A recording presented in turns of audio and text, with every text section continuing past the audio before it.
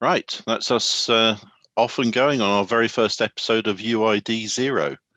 I'm Karl Smith, and I'd like to welcome you. If you stumbled across this accidentally, hopefully it's not a complete waste of your time. We'll find out as we go how much of a waste of time it possibly can be. I'd like to introduce you to Cris. Cris, tell us a bit about yourself. Yeah, I'm Cris. I'm a normal human man. I'll say you say. So I Okay, say. so UID 0 is a tech term that means user identity 0, which is the SuperUser. And I consider almost everyone that has to have a terrible or a great experience to be a super user. And I just thought it'd be nice to start talking about our experiences. There's a huge industry around customer experience, user experience, and I'm not sure that they're really listening. So instead of hoping at some point that we get listened to, we're going to start speaking for ourselves. So Cris, looking back over the last week, have you had any spectacular experiences, good or bad? Well, in terms of like technology, I have had some good experiences in the last week actually. On because I'm learning Spanish on Duolingo, the language app, and it's like, I had it a few years ago and didn't really give it my full attention, so I didn't really get a lot out of it. But obviously during lockdown, having a lot more time on your hands and trying to sort of mine out some way of like remaining active in your, cognitively stimulated, I guess you say, I started to get into it a lot more. And particularly last week, because I had half term, I sort of was looking into it a little bit deeper than I had normally, because normally I'll just go on, I'll do 15 minutes a day and then stop, because I don't want to do it too much and for it to get boring, but I also don't want to do it too little to not get enough out of it, So, but last week I started looking into the app a little bit more and noticed there was things like leaderboards about how much experience you gain during like a week, and if you get in the top 10, you get promoted to like a better league, so to speak. So they've done it. So when I discovered it, it was quite interesting to see how in the past sort of 4 or 5 days of me using it with the leaderboard in mind and constantly checking, oh, where am I on the leaderboard, how much more I was using it and how much more I've learned from it, And that I thought was quite interesting because it preys on, in a good way. I mean, I'm glad that it's sort of preying on my competitive side because I'm getting more out of it. And I thought that was clever, because it's something that you can't, that every single human being, whether they admit it or not, has a bit of an ego, and they also have like that competitive element within them. So as soon as you go, where are you placed on a leaderboard, you give this thing more attention, because now it's not just you versus you, now it's you versus everyone else. Do you know what I mean? So in terms of positive experiences, I thought that was really clever. And the only reason I actually discovered it was because I gave that thing more attention, because and adapted how I was using it to get more out of it. But so that, I'd say that was a positive experience with technology and just a user experience, in general. And did you feel manipulated by it though? In a way, but it wasn't in a way that I minded. Do you know what I mean? It's different if you're going into something and it's trying to take from you, it's trying to take money from you. And in a sense, Duolingo is an app and it has adverts. You can pay obviously to not have them, so they can do that. But you can use that app if you actually want to learn a language and you're patient with it and you actually do give the lessons your full attention. You don't need to spend any money on that app. So it's not like I feel like the only thing it steals from me is my time, and that time is well spent because I'm learning Spanish. I'm not just scrolling through. So can you order some paella now for us? And, don't put me on the spot. Don't put me on the spot. But I could, if I really thought about it. If I really thought about it, I probably could try. But yeah. Now the pressure's on. No, I'm just joking. Just joking. It's actually I want a full English and a pint of lager. You'd probably say un paella, and if it was me and you going, I'd say un paella para dos personas, por favor. There you go. Excellent. Thank you. All without practice in front of me. Well, to be fair, that was on the spot, and it might be wrong. I don't know what paella probably is. Just paella in Spanish. So it's a Spanish dish, if you are a Spanish speaker, please leave your comments below. Yes, and yes, I apologize if I'm wrong. Lo siento. Well, at least you're trying. I think that's the whole point with these things. The thing is, I wouldn't have even known how to apologize to a Spaniard for getting his language wrong in like 3 months ago, but now I can. So, well, I think the point is that before you would have just done it from the ground, whereas now you can do it face to face. Yeah, exactly. Can I just explain as well the fact that I've got grass behind me, because it's a little bit disconcerting, but I went for a background that's not just my room, because it does look like the room of a teenager. I'm unashamedly going to admit. I thought that was I'm surprised at you hiding your Liverpool. Well, at the moment, no, I'm not. they're not doing very well. So yeah, I know, but it's an actual fan supports their team all the time. I know, and I do. But yeah, I'm currently, my phone is rested on the Liverpool shirt from last season where we won the league. So okay. Anyway, so what about you, man? In terms of these, like you said, user experiences. You were talking about the internet, and obviously that's another thing that everyone has some form of. Well, I'm just getting really hacked off with it. I mean, it's I'm to the point now where I think that it should be nationalized because none of the companies that seem to be providing it seem to have a clue what customers want, what they're really focused on. It's always come across to me about what they want. Yeah, whilst giving you the guise of this is everything you want. Yeah, I mean, it's they've got all these great packages and everything for essentially a service that already exists. They're trying to monetize it now. Some of them have obviously spent billions creating the infrastructure that we use, but actually, now that they have, it's not very good. And I think that because of the exponential usage has gone through the roof. We're obviously during a pandemic, we're all using the internet to communicate.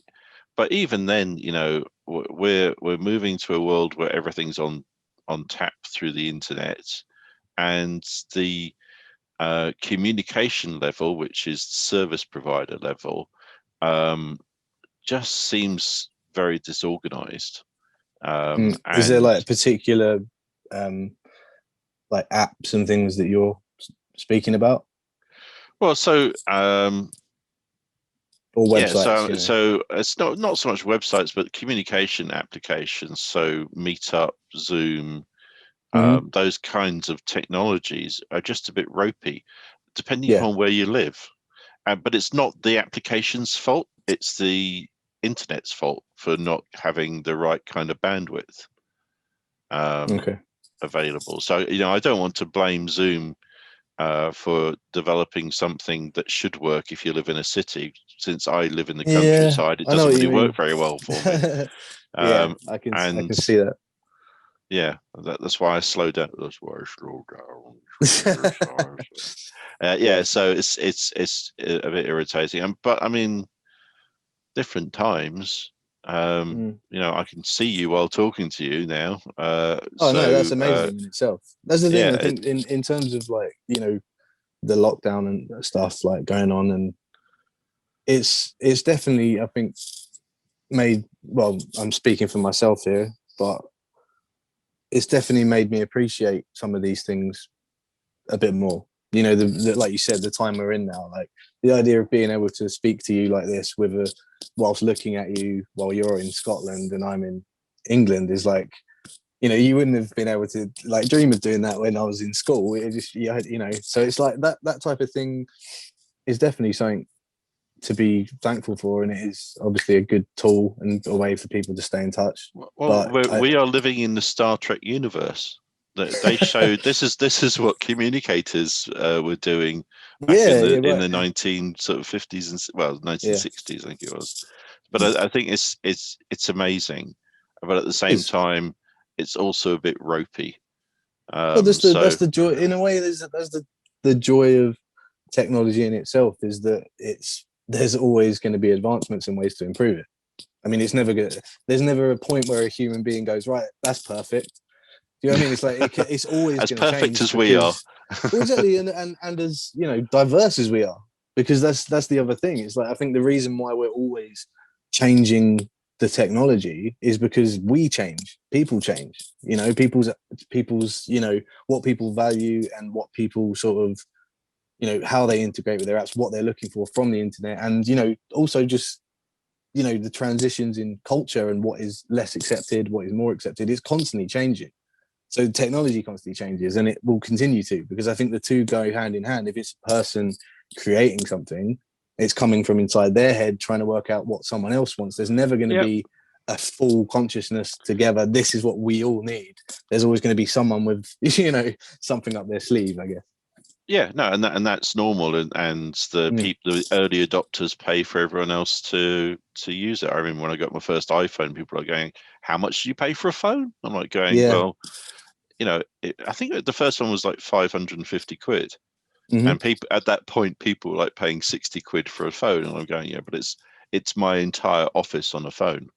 Yeah, well, And that's the thing. People, if you use your phone a lot, and to be fair, like I think it depends on what you're using it for. Because a lot of the things people use their phones for are sort of wants rather than needs. Whereas people that use their phone for work and things like that, they're obviously going to want a better phone because they need a better phone to do what they do on a daily basis. So that's fine. But again, it does feel we are spoiled. You know what I mean? In terms of technology, we're spoiled, and I think that there's a lot of things we don't need that we now think we need because we're so used to them.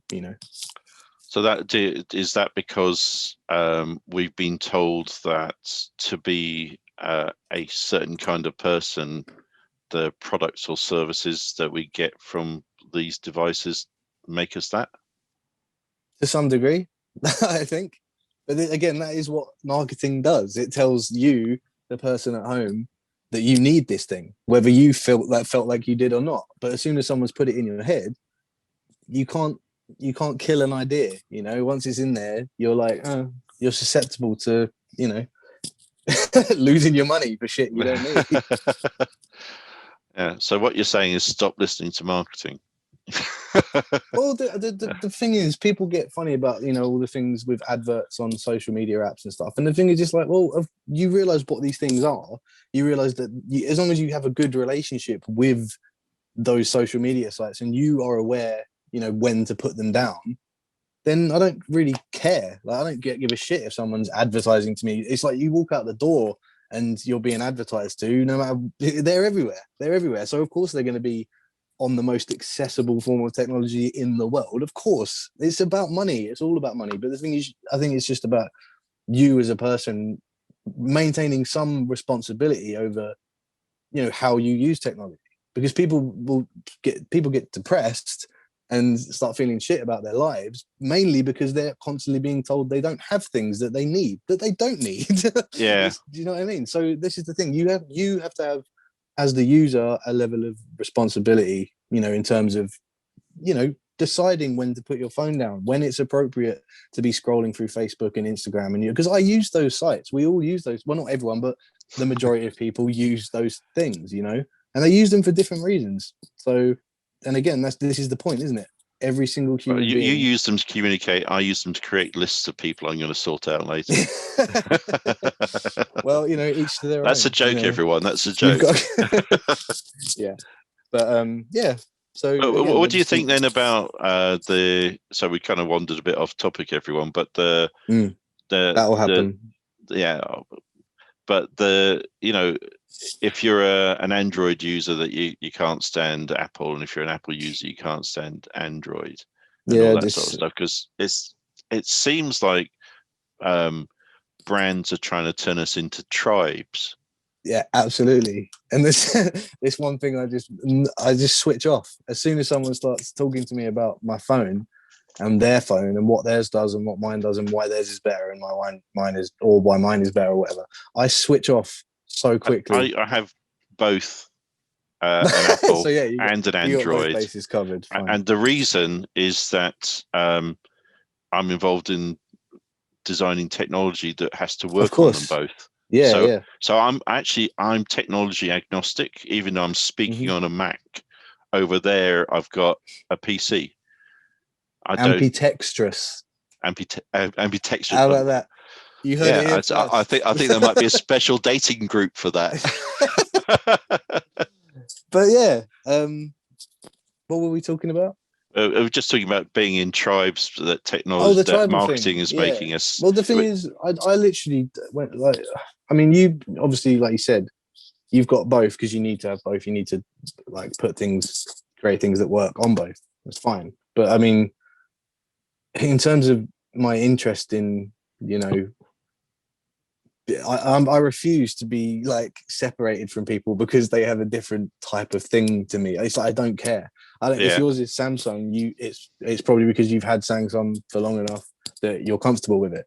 I have iPhone because I had an iPhone 4 handed down to me from someone, and I just used it, and then I knew iPhone. I was comfortable, and I don't. yeah. I want to spend as little time as possible struggling with my technology. I want to just get the thing and go, I know how this works. I can get on with my life. I don't want to sit Yeah. there going, oh, I have to learn a whole So, new system. It's like so I don't care. technology is not the point, or these artifacts is not the Mm, point. It's you completing tasks.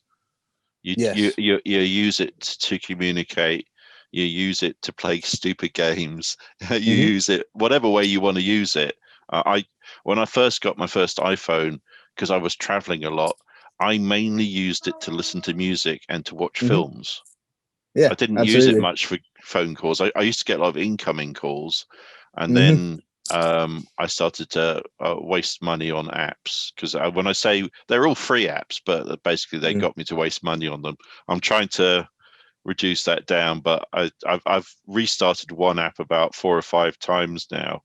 I don't know if you've still got it on the phone. Oh, I do. It's a very well-known one, and I'm currently on level. Let's see what level I'm on. It's a high level, I'll put it that way, which is insane. I'm on level Yeah. 2863. I may need support. Yeah. Well, uh, do you know what that is? That is exactly what we were speaking about earlier. You know, about having a good relationship with your phone. It's like we're not in this. There's been obviously there's no turning back from it. You know what I mean? It's like we live in a world. Well, in particular, obviously, I'm speaking about places like America and the West, Europe. Like these places, you can't get away from that sweeping tide of modernity that we're in now. It's like you either live with the stuff or you turn your back on it. But if you live yeah, where we live and turn your back on it, you are missing out on a lot of opportunities that unfortunately the whole world is now in line with. It's not like, you know, if you like books, for example, like there's a human experience of when I was younger of going to a library and getting a book, for example, and it wasn't like now where I can either have an app and listen to a book, which I do, or order a book to my door. It's like if you wanted a book when I was a kid, you either had to go to a shop and buy it, or you went to the library. And there's a whole process of things happening in that journey that you don't get from doing it on your phone. And I mean, it's convenient, but I think this is one of the things that I think we've sort of sacrificed a little bit. We've sacrificed a lot of our human interaction and connecting with people for convenience. mhm. And I mean, that's up to the person, I suppose. But there is a balance to be found between not losing certain elements of being a human being and what because if all this stuff went away, then you're left with, you know, the stuff Trying you to had work out what before. people's phone numbers are. Trying to find a phone Well, yeah. box. What's a So, phone box? a phone box, That's or that like, box on the corner that people use for changing into Superman and outfits. that's the thing. This is an example where the convenience is a good thing, because I don't want to be in London and have to go into what is essentially a toilet to phone my mum. Do you know what I mean? It's like that's where we are now. So it's like, that is convenient, but in terms of Well, it was a convenience. Now it's yeah, now it's well, this is convenient. it. So yeah, you know what I mean, though, right? It's absolutely fine to make things easier for people. That's what we do as human beings. You know, we try and help each other. But I think that when you look at mental health and the decline, especially in teenagers, you have to do something. You have to step in there and say, you know, this is not what we grew up with. We know how to interact with a human being in person, Yeah. and we read certain facial signals. We learn, you know, how to be around other human beings. And when teenagers are growing up not around human beings, they can spend as long as they want formulating what they think the other person wants to hear, rather than speaking in person, where you don't have the time to, you know, articulate those things. Yeah. Exactly. It's performative, and the thing is, that's how I feel like that's the problem with some of these conveniences. It's like, yeah, it's very easy to, you know, speak to people now and message them and stuff, but I miss having a telephone conversation because it's more personal. It's with one person. It's not group chats. It's all impersonal, and makes people feel left out, or it makes them feel powerful. And there's like levels of things going on there that don't need to happen when you just want to speak to one person and connect with them.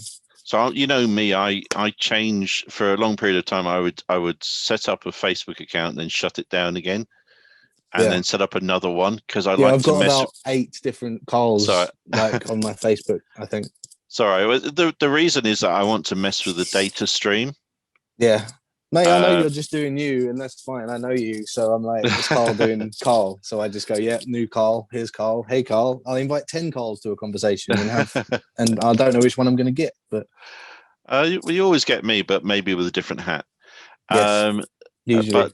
But the, you know, the Cambridge Analytica thing kind of scared a lot of people, but, you know, people have decided. So the Cambridge Analytica used the data from Facebook to help win Donald Trump the US election. Yeah. Oh, yeah. And the data from Facebook's been linked to about 114 elections so far, actually swaying the vote. Well, this is the power of the internet. It's not just, you know, it doesn't just affect like one person anymore. This is affecting politics, which affects everyone, a lot more people. Yeah. And that's so my view of these closed technology systems, because Facebook owns WhatsApp as well. It owns Instagram. It owns Messenger. And all of that data gets stored, even though it's encrypted from protection for outside. Internally, you're going to get more and more adverts into WhatsApp, because they're going to start targeting people for adverts, because all of that data is stored.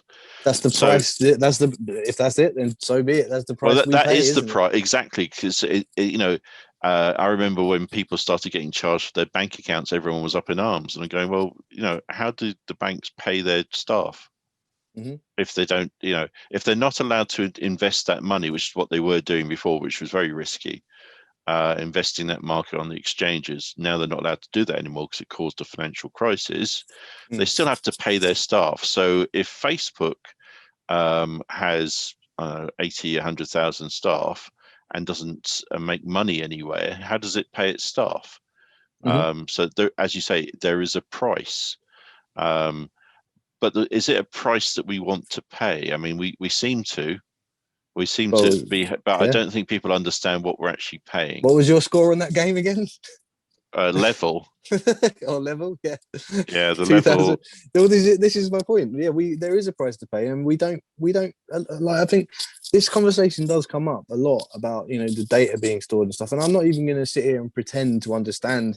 I think the vague understanding I have of it is obviously your data is stored, and then you get advertised appropriately to what they think you're going to spend money. It's like, I understand. Well, it's not like, entirely that, because they're running a number of different systems there. So you can get media and stories sent to your news feed that reflect what you're interested in, which sounds great. But if you're already a bit of a nutter, you get more of you get more of things that you're a nutter about being sent to you. It creates that polarization. So one of the things I said before is that what's really good about living in the real world is you have to deal with people and cultures that you don't know and maybe make you afraid or think are horrible or you disagree with. But you have to find a way to work out how to live with people. And that stops the polarization that happens through media, especially through social media, is that you can't be an absolute one thing or the other, because people will just call you whatever and say, it's fine on social media, you can just block them. But actually, if you're sitting in a pub with them, you can't just block them. There's the problem. You have to deal with it, and you have to listen to their arguments. Right? Yeah, exactly. But what's happening with social media, especially during the lockdown, is that people are becoming more and more polarized. They're hearing more and more the same things, so they're getting more and more emboldened. Well, it's the echo chamber, isn't it? Yeah, as they say. It is. You get if you go on to, if you're if you support Labour, and then you see a lot of what you'll see will be pro-Labour. But if you go onto your Conservative friends' Facebook, it will be the opposite. And it's like, what I mean. There's no, like you said, that is where the polarization comes from, because there is no connection to these two now groups. Where it was, then it's always the thing of, it's never you and me against the problem. It's always you versus me. That's how it comes across. And that's the problem, People are too focused on how we're different as to how we're the same. That's the problem, So someone was saying yesterday that the Tories this and the Tories that, and I agree with that, but I don't dislike Conservatives. No, I don't. It's really it's an important definition here that people think the Tories are Conservatives, and they're not. They're different. So the Tory is a landowner and likely to be a member of the aristocracy. I'm not a fan of the British aristocracy. A Conservative is someone who cares about fiscal management. It doesn't think it's the state's job to pay for everything. They think it's partially our own responsibility. They're for low taxes and low centralisation. Yeah, and I'm not going to sit here and start having a go at anyone. But I think the thing is, it's far easier for someone that is brought up around people that are Labour to just agree with the crowd. And then when you see this stuff on Facebook, it's quite easy to then just go, oh, all Tories are posh wankers that don't care about people. It's easy to do that. Right. So it's just, that's the thing. It's like, that's, again, it's like it's polarization. Thing. I think so the reason I answered that question that way was just to make it clear that I know the difference between these classifications that people are using. But this is all just a set of, this is the thing again with politics and policies. It's all just a set of, I don't know, just what this group of people who agrees with this set of principles the most. Yeah. That's all these are. And it's like the whole thing is you'll never get. It's not black and white. There is grey area. You can take 5 points out of the Tory manifesto and put them with 5 from the Labour manifesto. And it might sit quite comfortably. It's just, but the thing is, there are people. There's no such thing as political parties. What there is groupings of beliefs.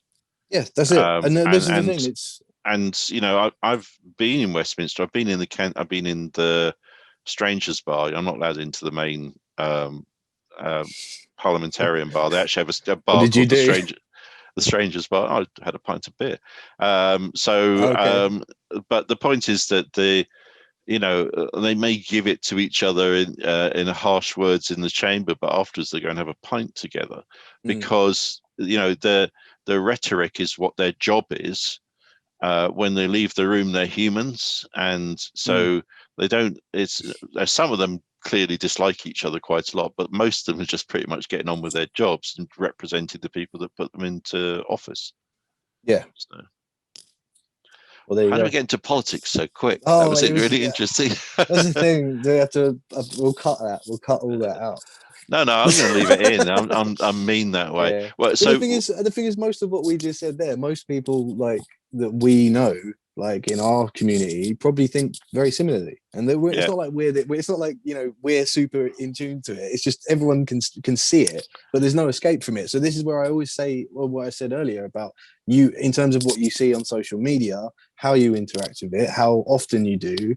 That's up to you. Like that shit's not going away. So it's up to you to decide how often you use it and how you use it. It's no problem to use it. I think that social media has in some ways been positive as well as it's been negative. There is two sides to that story, but it's always going to come down to you. It always comes back to you and how you decide to use it. The other thing I liked doing was posting that I was all over the planet. That was good fun. I did that for a bit, and it was just a laugh. And people are going, Carl's in Paris. Why are you in Timbuktu? And I'm like going, I needed a trip. I think I walked into the Swan once, and it said you were in Paris, and then I saw you in Swan. I was like, oh, you're just fucking with everyone again. Cool. That's not a surprise. Well, you can check in anywhere across the world. I don't understand why more people don't do it. I mean, you can have the holiday in your head without any of the stress of actually flying somewhere. Look, you can look at my background. I could just change it to the Eiffel Tower, and I'm there. Hey. Yeah, exactly. Right? En Paris.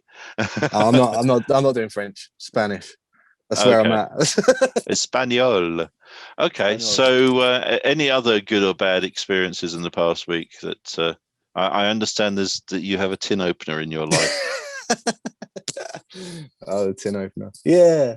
I mean, I don't know if it's me or if it's tin openers, but I just seem to like struggle so much to open tins. I love having a little ring pull.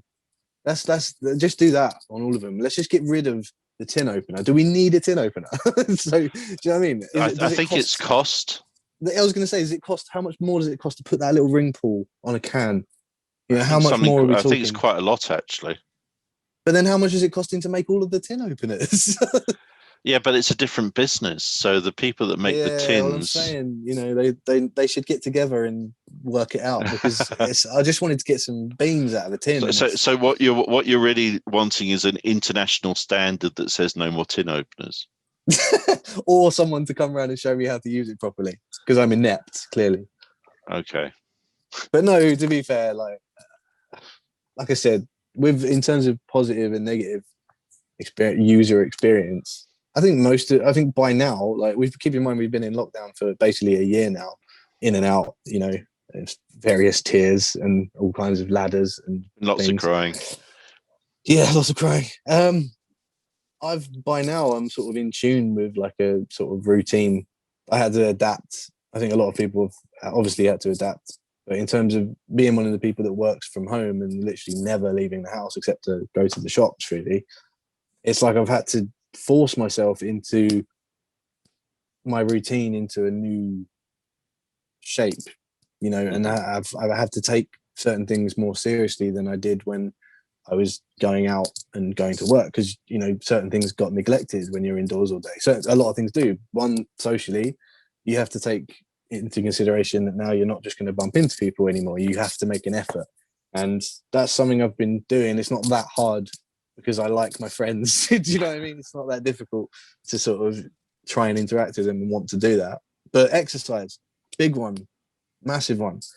You have to, like, in terms of the lockdown, it's like for the first 3 months, I was just lost, not knowing what I was supposed to be doing. And that's when I really started asking myself questions, and going, look, what do you need to be doing right now in this situation? What do you actually need to be doing? And, things like exercise and physiotherapy for my back problems, catching up with people, doing Spanish, all of these things, like, and caring for myself a little bit better, because it would be so easy in this situation, and a lot of us did, and including myself, to just completely lose it. For a while, I was just like, well, I'll just get drunk on a Tuesday now. Like, it doesn't matter, does it anymore? But it does matter. It still matters, because, you know, you're going to go at some point, you know, we're going to go back to some sort of, maybe not normal, but a new normal. We'll go back to something after this. And I think it's important to kind of... Chris, I can assure you have never been normal. That is reassuring. Yeah, me either. In fact, I have this general standing rule: the first time I meet someone who's actually normal, they're going to be looking up at me from the floor. Fair. But no, like, that's the thing. Like I was saying, in terms of the routine and things, it's like I've started using certain things more often than I was. So, like, I'm using my laptop now to make music on and to write a book. I'm painting more. How's the book going? These things. It's all right. I had to adjust how I was approaching it, because I'd originally said it as I've got to do a page a day. And what happened was it wasn't getting done because I was doing all this other stuff. Mm-hmm. And then we get to the point in the day where I'd see a page of book or whatever written in my to-do list, and I'd just be like, I really don't have the mental strength for it. So yeah, I ended up I've stopped doing it every day now. Now I do it once a week. And what's happened from me changing that plan is I was sort of bumbling through the 4th chapter of the book, and not really, it was taking too long. And then now I've started doing it weekly. I'm basically at the end of chapter 4. So it's working. Do you know what I mean? It's like I can see the progress. If you trust that process that you've now put in place, see what works and what doesn't. And, you know, so some people like tight order. Some people just need guide rails. And I think that's the thing. Setting your own level is the important bit. Yeah, because I think ultimately, like, I know everything on my to-do list is important because I've looked at it and gone, what is it I'm doing? Spanish lessons, for example. Why am I doing that? I can ask myself that question and go, because I want to learn a language, stay cognitively active, and it will help me because my family lives in Spain. So I know why I'm doing it. Therefore, when I question how I'm doing it, I put more into it. I give it my attention, because if I didn't know why I was doing it, then I wouldn't get anything out of it. You know, I need to get the most out of everything I do now, because being in lockdown has taken a lot of things away. So it's like I've had to, and I'm assuming everyone else has had to, kind of dig a little bit deeper to find some things that are available to them now, you know, that always were, but they were distracted. Did you see what I mean? It's like now that you're indoors so much, it's like, right. I think it was just easier. It was just easier before. And I think now we have to have a plan. Yeah, but when you said earlier about guide rails, that's what this is for me. It's like, in terms of the plan, it's like I don't look at my plan and go, I have to do that. Yeah, no, it's not step by step or time boxed or something. Exactly. I have to go. You have to go with. I think the main thing is like, in terms of enjoying your life and living, that happens when you're in the moment and you're actually doing the thing that you're doing, and you know why you're doing it, so it's got your full attention. That is living. That is, to me, being happy, because you're not conscious of time and worrying about the future or the past. You're in the moment. That is what living is. So to me, like, I have to go with how I feel in the moment. I have to ask myself, if I look at something in my to-do list and then go, do I actually feel like doing that? Do I feel like I can give it my full attention? If the answer is yes, then I crack on and do it. Gets done. I see the results. It just keeps going. It's accumulating. You know, you just accumulate these smaller bite-sized things that all add up to one thing. But if I look at it and go, like I was with the book, I don't feel like writing the book. I don't beat myself up over it. I just go, look, this isn't working, so we can fix it. Let's do one a day a week instead of every day of the week, and now it's getting done again. So that's all it is for me. I need to enjoy the thing I'm doing. Like now we're doing this, so it's got my full attention, and I'm obviously waffling, which I said I wouldn't do. Well, I think we're going to probably end there, because I've just looked at the time, and I think how long was that? It was a while. It was a while. It was a while. I'm just going to pause the recording.